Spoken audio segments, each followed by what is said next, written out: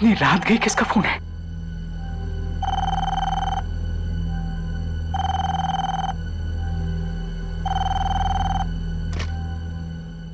Hello doctor Manik, मैं अंकित बोल रहा हूँ। इट्स एन इमरजेंसी, आप प्लीज जल्दी से हॉस्पिटल आइए ना। डॉक्टर अंकित, हॉस्पिटल में नाइट शिफ्ट के डॉक्टर्स मौजूद नहीं है क्या? सर है, पर यहाँ क्या हो रहा है किसी को समझ में नहीं आ रहा है। क्या हो रहा है? सर अभी भी 4 पेशेंट्स आए हैं हॉस्पिटल में और उनकी हालत बहुत खराब है। हाँ, और क्या आगे भी बताओगे? सर उनकी हालत इतनी भयानक है कि मेरे तो रोंगटे खड़े हो गए। डॉक्टर अंकित, उनके सिम्टम्स क्या है ये बताओ।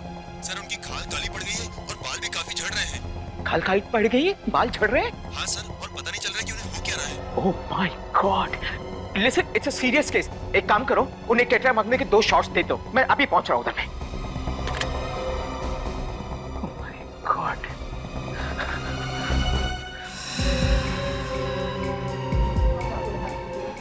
Thank you sister.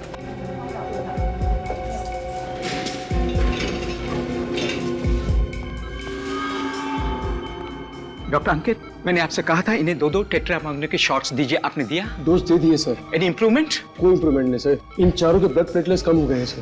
ये कौन सा नया टाइप का वायरस लग गया है इन लोगों को? सर ना कोई वायरस के सिम्टम्स है और ना कोई फीवर के सिम्टम्स है। डॉक्टर मानिक, प्लीज जल्दी, उस पेशेंट की हालत खराब हो रही है, पल्स रेट भी डाउन हो रहा है। Doctor, give him shocks, give him shocks, fast. Just please note. और करिए। He's dead. Doctor Manik please आइए, उनकी भी हालत खराब है।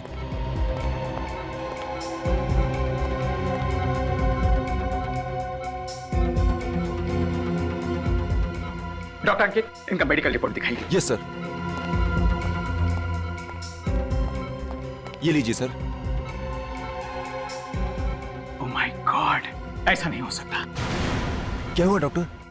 ये कोई वायरस नहीं है, ये रेडिएशंस है, न्यूक्लियर रेडिएशंस। Nuclear radiation? जी हाँ, एक एटम बम फटने के बाद में जो रेडिएशंस निकलते हैं ना, ये वो वाले रेडिएशंस हैं।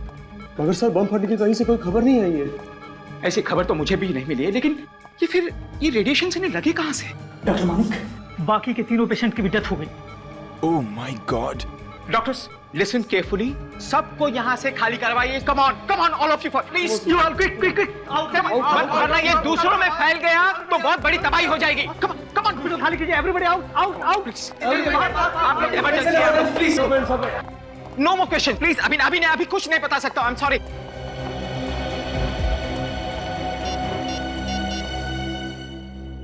हेलो सीआईडी, सुनिए, मैं डॉक्टर मानिक बोल रहा हूँ, सुविधा हॉस्पिटल से। सर यहाँ 4 पेशेंट्स आए थे, वो न्यूक्लियर रेडिएशन के शिकार हुए।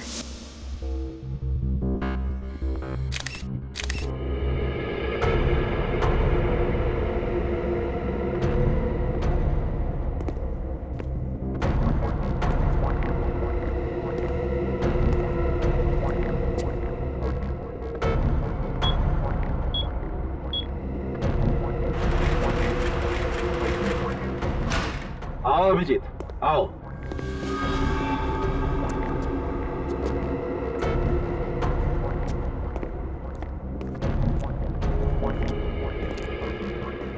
Yes sir. ये हॉस्पिटल वालों का कहना ठीक ही लगता है डॉक्टर सालुंके। देखते ही लगता है कि इन चारों की मौत न्यूक्लियर रेडिएशन की वजह से ही हुई है।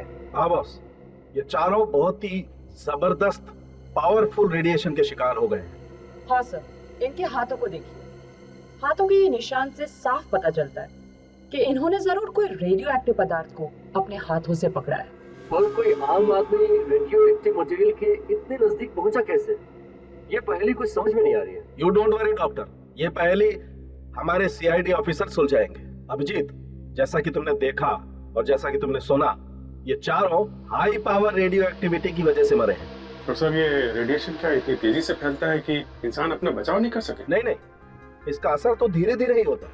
पहले इनकी चमड़ी काली पड़ने लगती है, एक नौशिया जैसा होने लगता है, गला सूखने लगता है जैसे उल्टी हो जाएगी। सर ये सारे सिम्टम्स तो वायरल के भी हो सकते हैं ना? यू आर राइट, यही तो प्रॉब्लम है।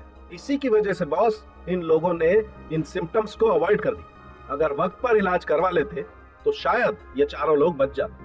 पर क्योंकि इलाज वक्त पर नहीं हुआ, उन खतरनाक रेडिएशन ने इनके बॉडी के ब्लड प्लेटलेट्स को तहस नहस कर दिया। और अभिजीत, क्योंकि इनके ब्लड प्लेटलेट्स एकदम खत्म हो गए थे, इसलिए इनकी इम्यून पावर जो है वो एकदम 0 हो गई थी। अरे बाप रे बाप, इतना भयानक रेडिएशन, भगवान किसी के दुश्मन को भी ऐसी दर्दनाक मौत न दे। लेकिन ये रेडिएशन की इंटेंसिटी, आई मीन पावर कितनी है? अबाउट 60 आइसोटॉप, जो कि बहुत ही ज्यादा पावर है। एक आम आदमी के इतने हाई रेडिएशन के कांटेक्ट में आना अनकॉमन, अचंभे की बात है। ये इतना पावरफुल रेडिएशन या तो न्यूक्लियर लैब में या एटॉमिक लैब में ही होता है, क्योंकि वहीं पर इस रेडियो एक्टिविटी का इस्तेमाल होता है। वो तो ठीक है डॉक्टर साहब, लेकिन ये चारों तो आम आदमी दिख रहे हैं और न्यूक्लियर लैब तो काफी कॉन्फिडेंशियल और हाई सिक्योरिटी वाली जगह पे होती है। तो ये चारों वहाँ पहुँच कैसे गए? या तो ये वहाँ पहुंचे होंगे या फिर रेडिएशंस एटॉमिक लैब से निकलकर शहर की तरफ आ रहे होंगे। और बॉस, अगर ये रेडिएशन शहर की तरफ आया है तो ये पूरे शहर के लिए बहुत ही खतरनाक बात है। अगर इन चारों को वो रेडिएशन किसी और जगह हुआ है तो वो खतरनाक रेडिएशन और भी लोगों को अपना शिकार बना सकता है, पूरे शहर में तबाही हो जाएगी। ऐसा हो सकता है अभिजीत, ये रेडियो एक्टिव पदार्थ बहुत ही खतरनाक होता है। ये सब्सटेंस इतना खतरनाक होता है कि इसका रेडिएशन सब कुछ खत्म कर देगा, हवा, पानी, जमीन सब कुछ खा जाएगा। हमें जल्द से जल्द इसे रोकना होगा। जितनी भी अथॉरिटीज है सबको इन्फॉर्म कर दो, रेड अलर्ट कर दो। सर समझ में नहीं आ रहा है, वो लोग इतने खतरनाक रेडियो एक्टिव वेव्स के कांटेक्ट में आए ही कैसे होंगे? वही तो विवेक, वही तो। ऐसे रेडियो एक्टिव पदार्थ सिर्फ न्यूक्लियर लेबोरेटरीज या फिर एटॉमिक लेबोरेटरीज में ही रखे जाते हैं, और वो भी पूरी की पूरी सिक्योरिटी, जहां तक कोई आम आदमी पहुंच भी नहीं सकता। समझ में नहीं आता ये लोग उन पदार्थों तक पहुंचे कैसे पहुंचे।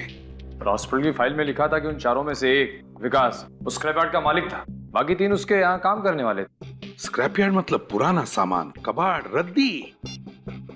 तो कहीं ऐसा तो नहीं कि स्क्रैपयार्ड वालों ने पुराना सामान खरीदा हो इन लोगों से? सर कहीं ऐसा तो नहीं कि उस सामान में कोई ऐसी चीज आ गई होगी जिसके अंदर से ये खतरनाक रेडियो एक्टिव वेव्स निकल रही है? हाँ, शायद यही हुआ होगा, और उन बेचारों को पता भी नहीं चला होगा, क्योंकि ऐसे पदार्थों में से जो किरणें निकलती है वो ना किसी को सुनाई पड़ती है, ना किसी को दिखाई पड़ती है, ना इन किरणों को कोई गंध होती है। जो भी इनके दायरे में आ जाएगा उसके लिए सिर्फ मौत ही लिखी होती है, एक खतरनाक दर्दनाक मौत। सर अगर वो लोग वहां पे मरे हैं तो और भी लोग मरे होंगे? हाँ, और भी लोग मरे होंगे, मगर उन बेचारों के बारे में अब तक किसी को पता भी नहीं चला होगा। विवेक, एक काम करो, कंट्रोल रूम को फोन करो और उनको इन्फॉर्म करो कि राजापुरी को बहुत बड़ा खतरा है, लेवल 6 का खतरा। ये सर, लेवल 6 का? हाँ, लेवल 6 का खतरा, जो टेररिस्ट अटैक से भी बड़ा खतरा होता है। जब हिरोशिमा नागासाकी पर एटम बॉम्ब गिरा था तब 10 सेकंड के अंदर 10 लाख से भी ज्यादा लोग मर गए थे और मीलों तक शहर खाक हो गया था। सर इसका मतलब यहाँ पे भी ऐसा होने वाला है? निखिल, भले ये एटम बॉम्ब नहीं है, लेकिन ऐसे रेडियो पदार्थों को ना हम जला सकते हैं ना गाड़ सकते हैं, क्योंकि अगर हमने इसे जमीन में गाड़ा तो जमीन में से हजारों सालों तक जमीन में से वैसी ही खतरनाक किरणें निकलती रहेगी। क्या?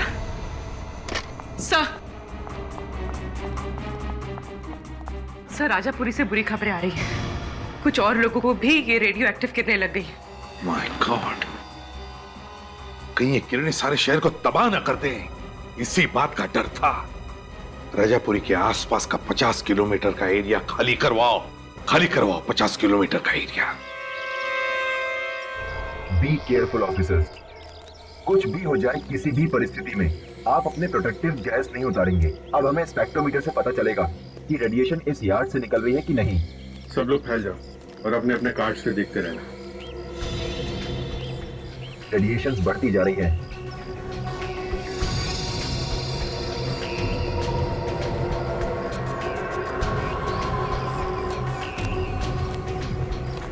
यहां से आ रही है।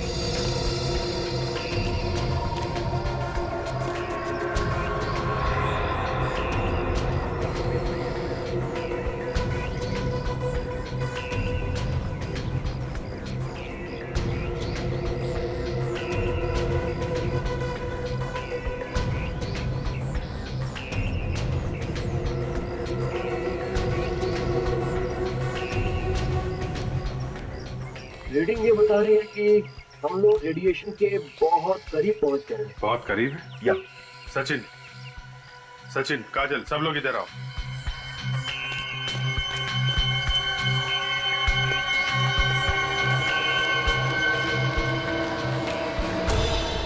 मेटल के साथ साथ मशीन के कुछ पार्ट्स हैं इन पार्ट्स में से ही रेडिएशन निकल रहा है। सचिन, रेडियो एक्टिव मटेरियल यहाँ पे मिल गया है। बहुत सावधानी से सारे के सारे स्पेशल फॉरेंसिक लैब में भिजवा दो।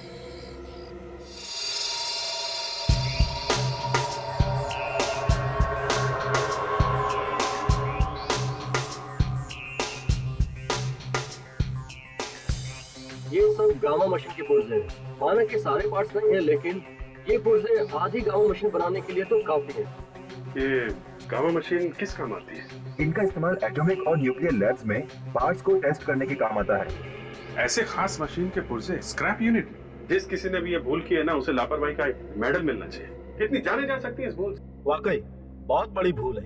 इस तरीके के पुर्जे मामूली तौर पर डिस्पोज ऑफ नहीं करने चाहिए। किसी एटॉमिक पावर डिपार्टमेंट के किसी हाईली एक्सपर्ट को बुलाना चाहिए। इस तरह से डिस्पोज ऑफ करना तो बहुत ही गलत बात है। सर इसमें कुछ लगा हुआ है। लगा हुआ है? क्या क्या लगा हुआ? इसमें यूरेनियम लगा हुआ है। यूरेनियम? यूरेनियम पार्टिकल्स और यूरेनियम रेडियो एक्टिव आइसोटॉप। इसमें से रेडिएशन निकल रहा है सर। अभी भी निकल रहा है?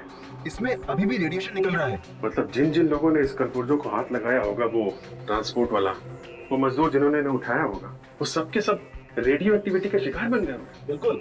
इतनी खास मशीन के पुर्जे स्क्रैप यार्ड में आए कहां से? स्क्रैप यार्ड की रिसिप्ट बुक लेके आओ। दरवाजा तो खोलिए सर।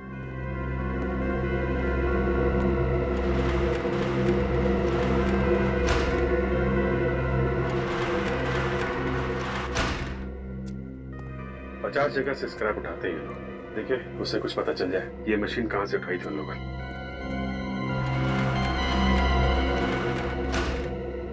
सर,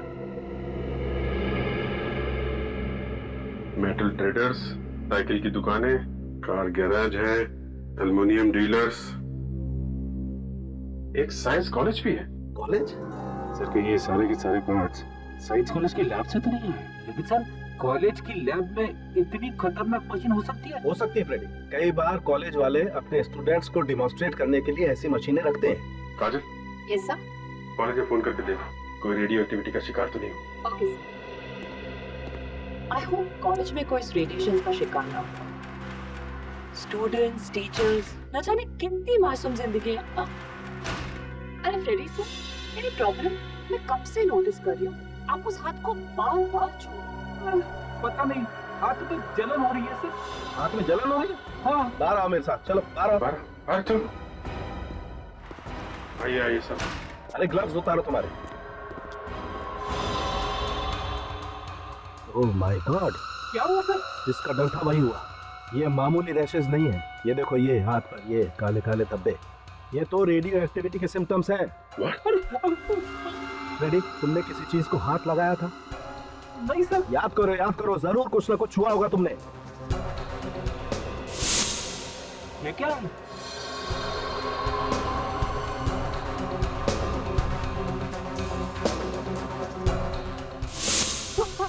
यार, तुमसे कितनी बार कहा था कि कुछ भी हो जाए ग्लव्स मत उतारना। जमीन पे कुछ चीज पड़ी हुई थी, ठीक से उठा नहीं पा रहा था, इसीलिए ग्लव्स उतार दिया। क्या ग्लव्स निकाल लिए यार? अब एक काम करो, इसे हॉस्पिटल लेके चलो। बस चलो। अरे सर, मैं मर गया सर, मेरी वाइफ का क्या? कुछ नहीं होगा तुम्हारी वाइफ को, चलो यार। क्या हुआ? परेशान क्यों? सर, फ्रेडी सर की चिंता हो रही है। वो ठीक तो हो जाएंगे ना सर? पहलवान आदमी है वो, कुछ नहीं होगा उसे। और निखिल, अभिजीत सर का भी तो फोन आया था कि अब चिंता करने की कोई बात नहीं है। बस फ्रेडी सर को अंडर ऑब्जर्वेशन रखा गया है। सॉरी सर, मैं ही शकुन हूँ। इस कॉलेज का एडमिनिस्ट्रेशन मैं ही देखता हूँ। आपको ज्यादा इंतजार तो नहीं करना पड़ा? जी नहीं। देखिए शकुन जी, हम ये जानने के लिए आए कि क्या कुछ दिन पहले आपके कॉलेज ने कुछ पुराना सामान बेचा था राजापुरी के एक स्क्रैप यार्ड डीलर को?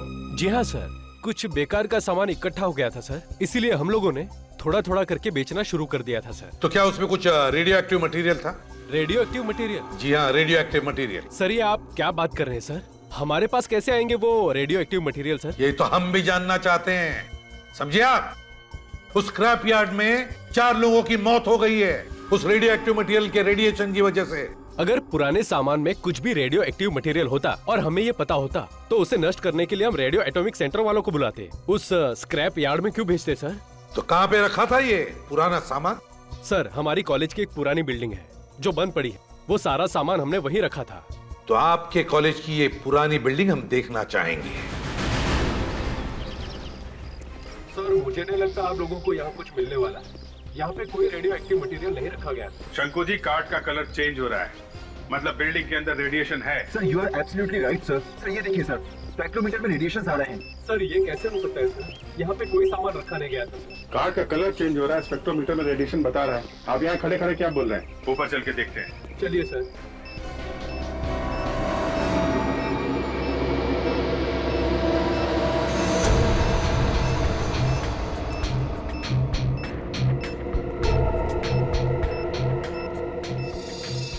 सर रेडिएशन की संख्या बढ़ती जा रही है। इसका मतलब वो रेडियो एक्टिव मटेरियल यहीं कहीं आसपास होगा। Yes sir.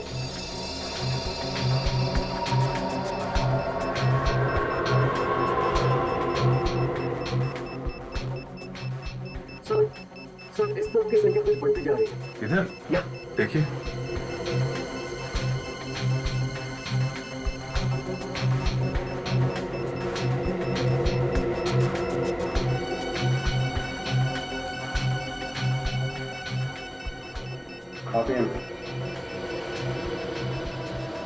सर इस बॉक्स से रेडिएशन ज्यादा आ रही है। बॉक्स में जरा खोलिए book. Oh my God. Sir ये गामा मशीन बनाने के पार्ट्स है सर। गामा मशीन बनाने के पार्ट्स है? इसका मतलब वो मशीन यहाँ पे थी, कहाँ से आई? सर मुझे वाकई मालूम नहीं सर। इतनी खतरनाक चीज मैं इस कॉलेज की बिल्डिंग में क्यों रखूंगा सर? आपने नहीं रखी तो किसने रखी? कौन कौन आता है आपके अलावा यहाँ पे? सर यहाँ पे तो कोई भी आ सकता है सर। आप देख रहे हैं बिल्डिंग खाली है सर। सर मुझे लगता है कोई बाहर वाला रख के चला गया होगा सर। यहाँ आने का तो ये एक रास्ता है। सर दो रास्ते हैं सर। एक जो हम अभी सामने से आए हैं और एक दरवाजा इस तरफ जो हमेशा बंद रहता है सर। चलो दिखाओ। आइए सर। आइए सर। आइए। अरे ये ताला कहाँ गया है? आपकी बिल्डिंग है और आपको पता नहीं यहाँ पे क्या हो रहा है?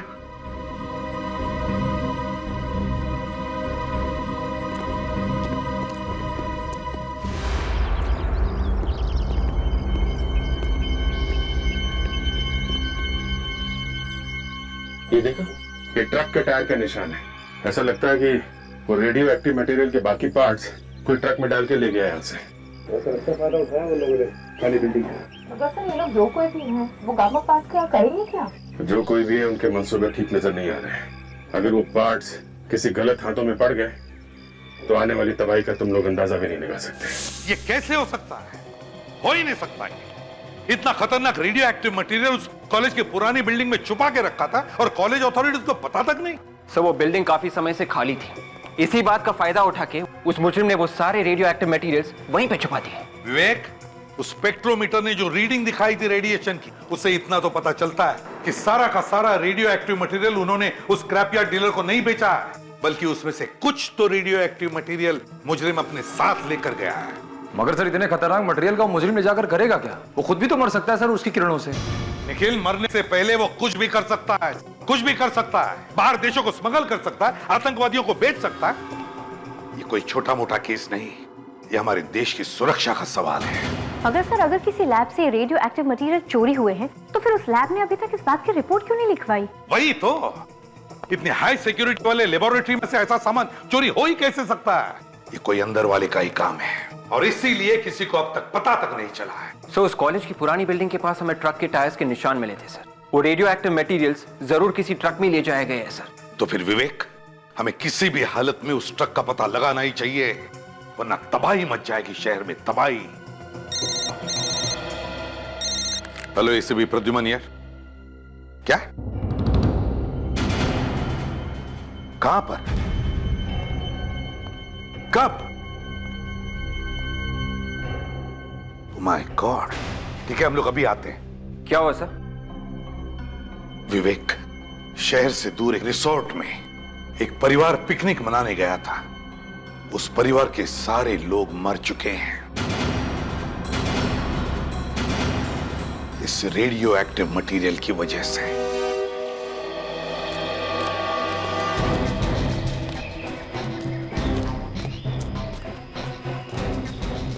आइए सर, यही वो जगह है जहाँ उस परिवार की मौत हो गई। डॉक्टर साहब आप यहीं रुकिए।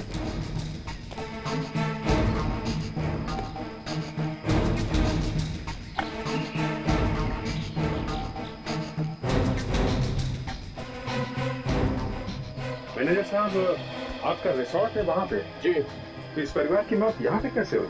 सर ये लोग 2 दिन से रिसोर्ट में रुके हुए थे, यहाँ पिकनिक मनाने आए थे और आज अचानक पता नहीं क्या हो गया इन्हें। ये सब आपके सामने ही हुआ?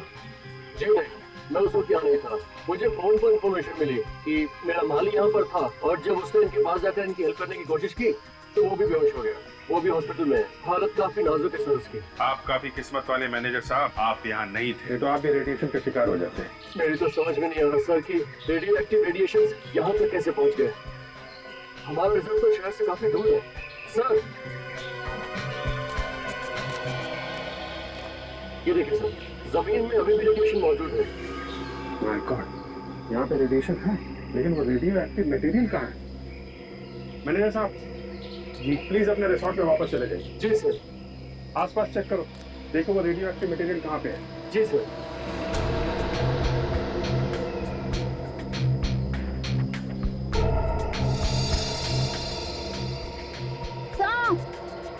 वो देखिए सर, वहाँ कुछ है।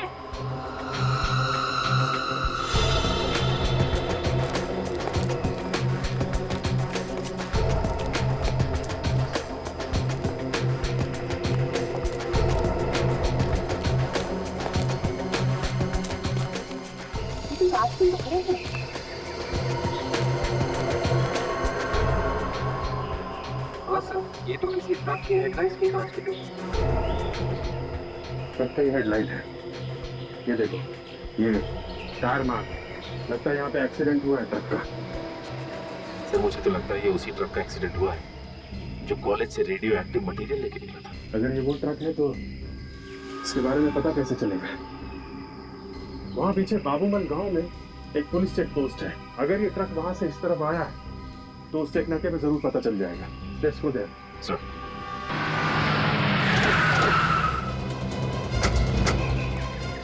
Hello sir.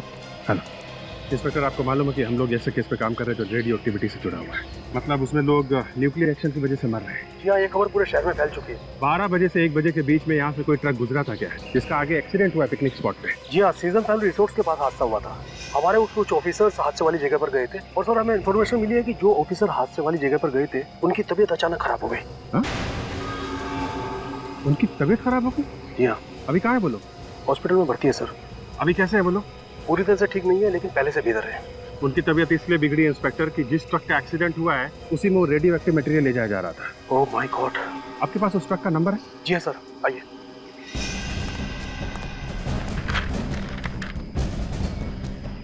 सर उस ट्रक का नंबर है AZ032109। AZ032109। पता लगाओ किसके नाम पे है ट्रक।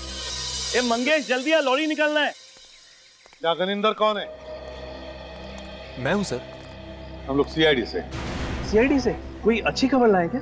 अच्छी खबर? आप मेरे ट्रक के बारे में बताने आए ना? कौन सी ट्रक? देखिए मैंने रिपोर्ट दर्ज करवाई थी, किसी ने मेरा ट्रक चुरा लिया है। चोरी हुआ था तुम्हारा ट्रक? जी हाँ। क्या नंबर क्या? AZ032109। AZ032109? जी हाँ सर। इसी ट्रक को तो हम भी ढूंढ रहे हैं। तुम्हारे इस ट्रक के एक्सीडेंट की वजह से बहुत सारे लोग मारे जा रहे हैं। क्या कह रहे हैं सर? चोर ने एक्सीडेंट भी कर दिया? हे भगवान, मैं लुट गया, बर्बाद हो गया। कब चोरी हुआ तुम्हारा ट्रक? 2 दिन पहले सर। 2 दिन पहले? गणेंद्र जी, 2 दिन पहले आपके ट्रक में खतरनाक सामान ले जाया गया जिससे काफी लोग मर गए। आप ऐसे ही गुनाह से हाथ धो नहीं सकते, समझे? ट्रक में सामान डालने से पहले आप देखते नहीं कि क्या सामान लेके जा रहे हैं वो लोग। कौन से खतरनाक सामान की बात कर रहे हैं आप? Radio active material. Radio?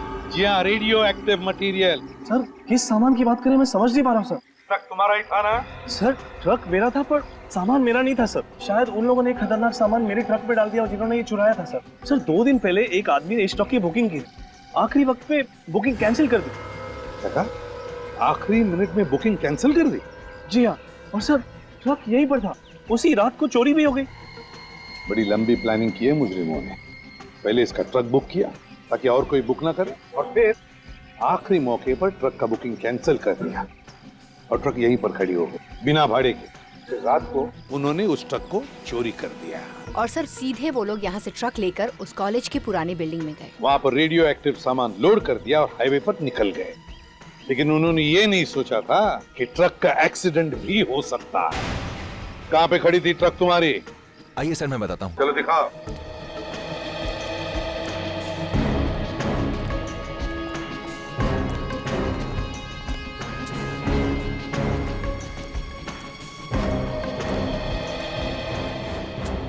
Sir यहीं पर खड़ी थी ट्रक। तुम्हारी ट्रक यहीं पर खड़ी थी? जी हाँ। और ड्राइवर ट्रक का? सर बुखदर जिस दिन काम पर नहीं आता कहीं ना कहीं दारू पी के पड़ा होता है।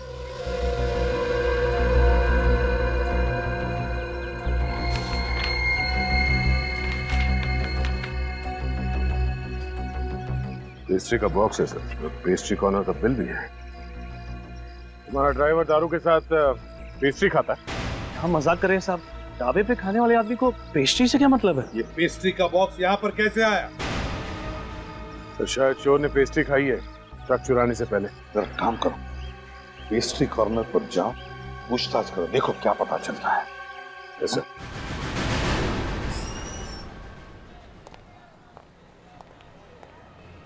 आइए सर, पेस्ट्रीज, कुकीज, ब्राउनीज क्या लेंगे आप? सब कुछ फ्रेश है हमारे पास। नो थैंक्स, ये सब खाएंगे तो ड्यूटी पे भागने दौड़ने में मुश्किल हो जाएगी।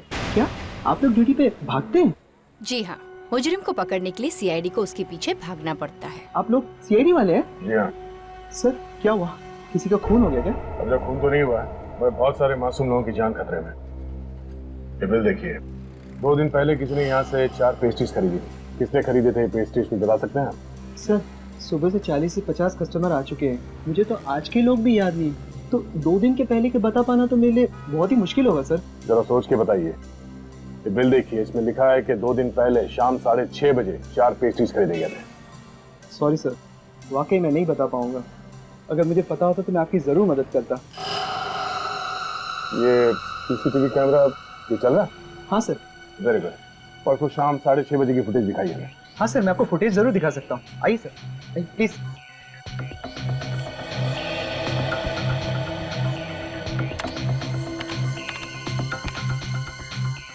देखिए सर,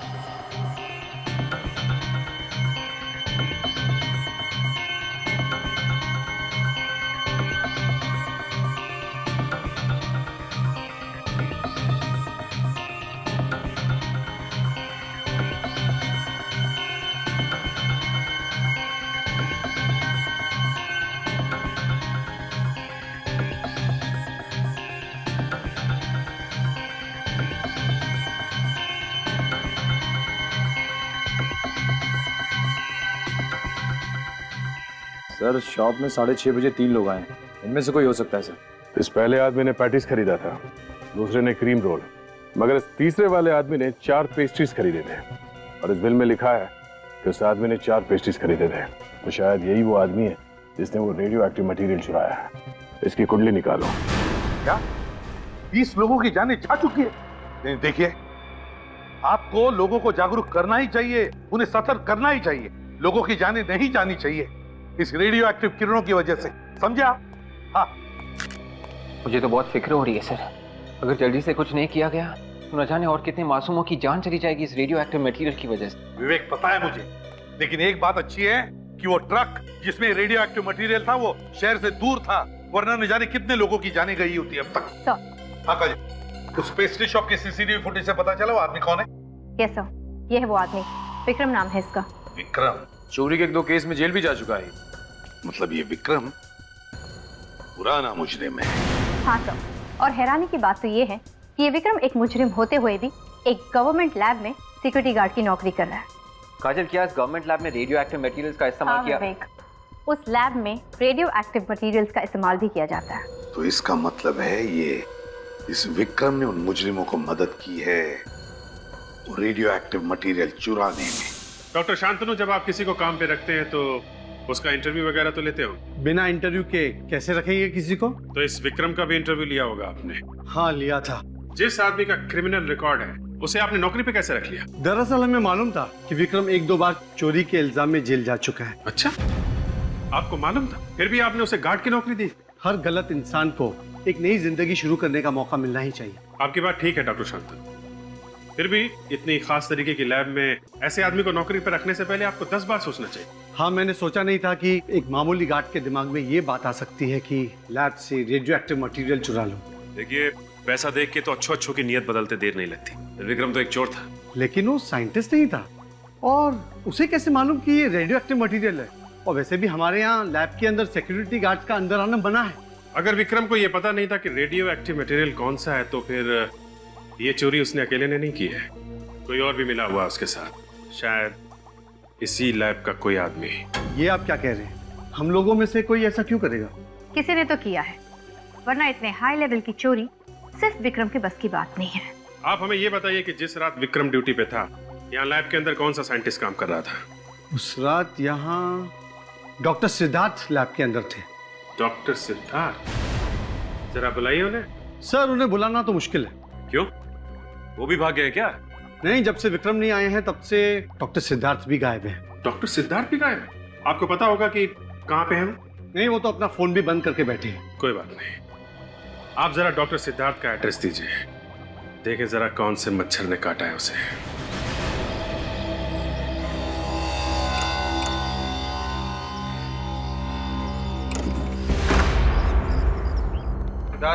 सिद्धार्थ,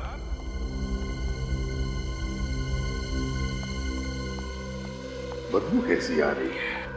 ये सिद्धार्थ दरवाजा क्यों नहीं खोल रहा था? घर भी ठीक ठाक है, सामान भी साफ सुथरा है। ये सिद्धार्थ गया कहाँ?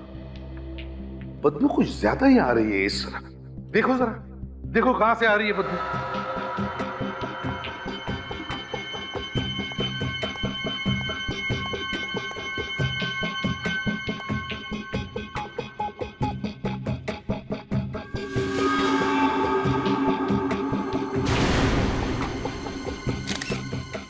सर। हाँ, बदबू यहाँ से आ रही है सर। ओ, इस पीछे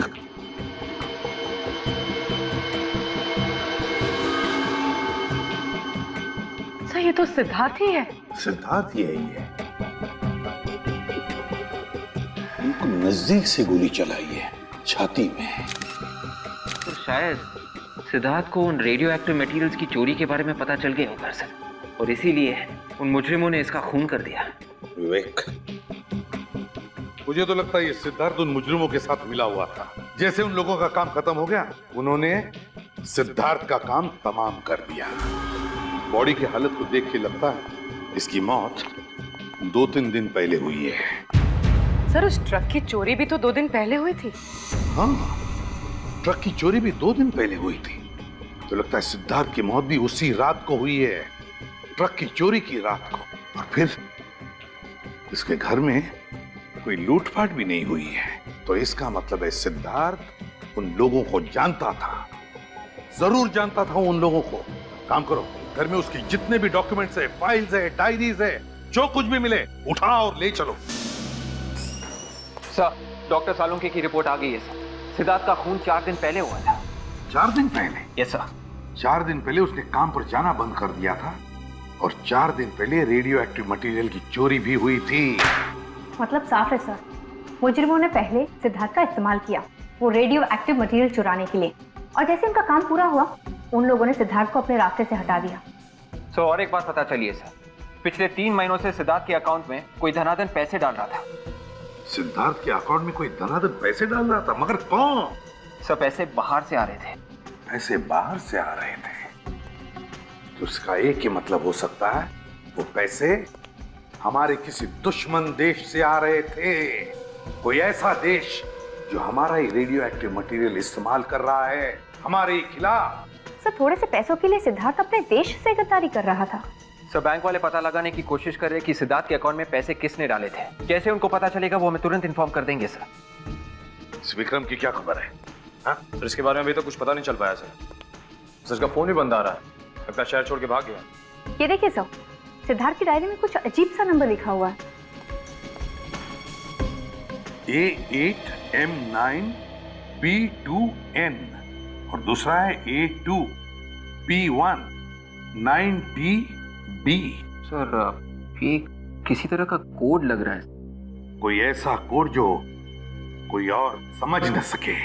A8M9B2N A2P19PB, क्या हो सकता है ये? कैसा कोड है ये? क्या हो सकता है? एक मिनट, ABCD में 26 अल्फाबेट्स होते हैं ना? Yes sir. लगता है विवेक ये क्या कोड है पता चल जाएगा। जहां जहां पर ये इंग्लिश अल्फाबेट्स हैं वहां पर उनके अल्फाबेटिकल ऑर्डर के नंबर्स डालकर देखते हैं, पता चल जाएगा।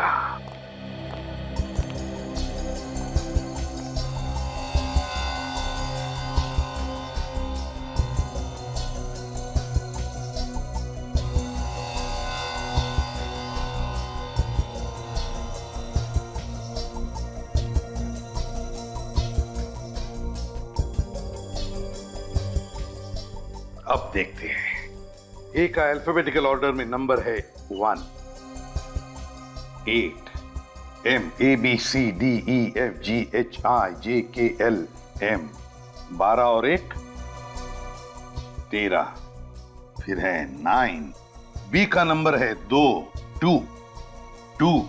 और N, अगर M 13 है तो N का नंबर है 14 1 4, तो नंबर है 1813922214।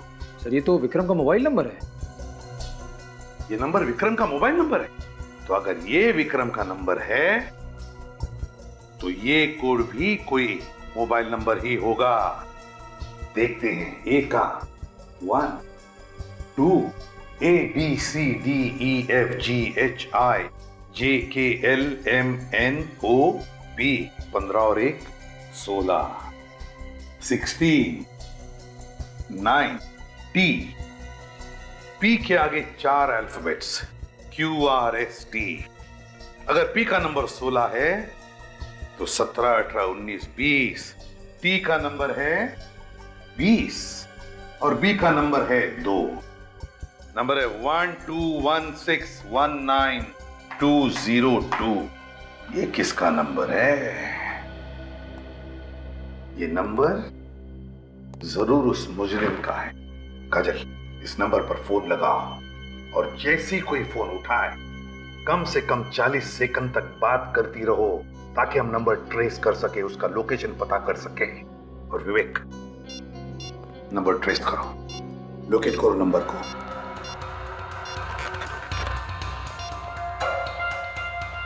सर रिंग हो रही। रिंग हो रही है? याद रखना कम से कम 40 सेकंड। ओके, उलझा रखना उस बातों में।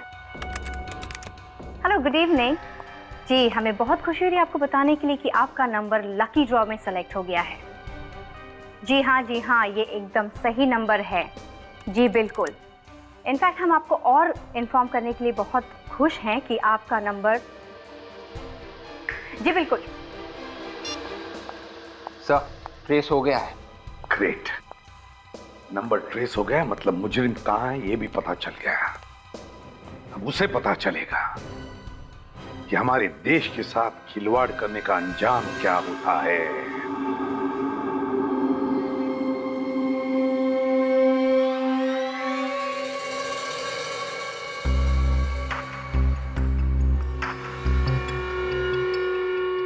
ये तो कोई अड्डे जैसी जगह है।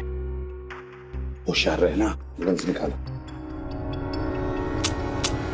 निखिल, सिद्धार्थ की डायरी में विक्रम के नंबर के अलावा जो दूसरा नंबर था वो यहीं पर ट्रेस हुआ है। लोकेशन ये बता रहा है। फोन लगाओ तुम्हारे फोन से उस नंबर पर।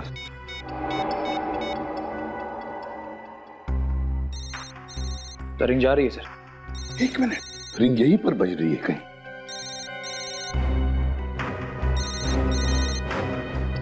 ये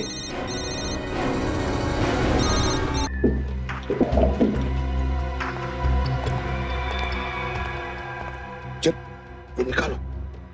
सर यही मनोज, ये देखिए। उठाओ इसे। देखो जिंदा है क्या? सर जिंदा है। पानी देखो, पानी देखो जल्दी। पानी।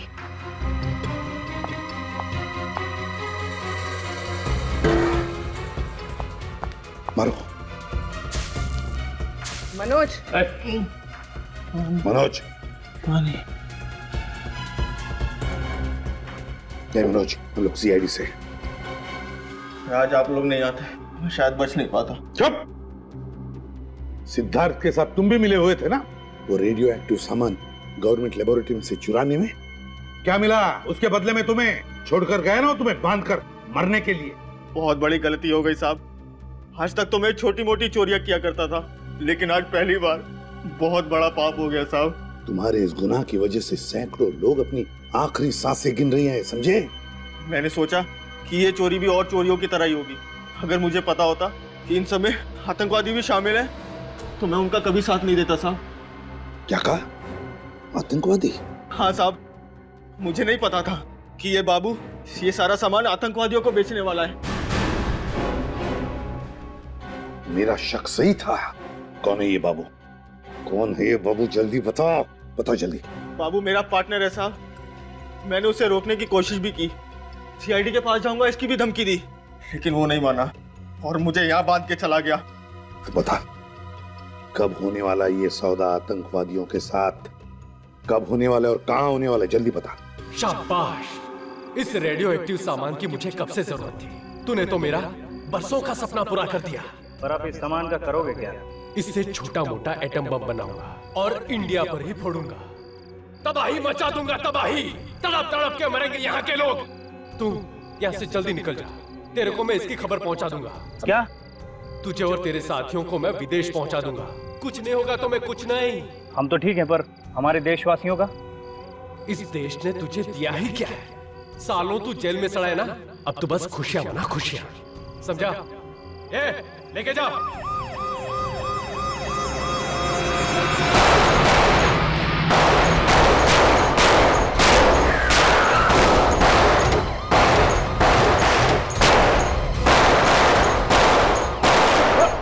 एक मिनट रुकना।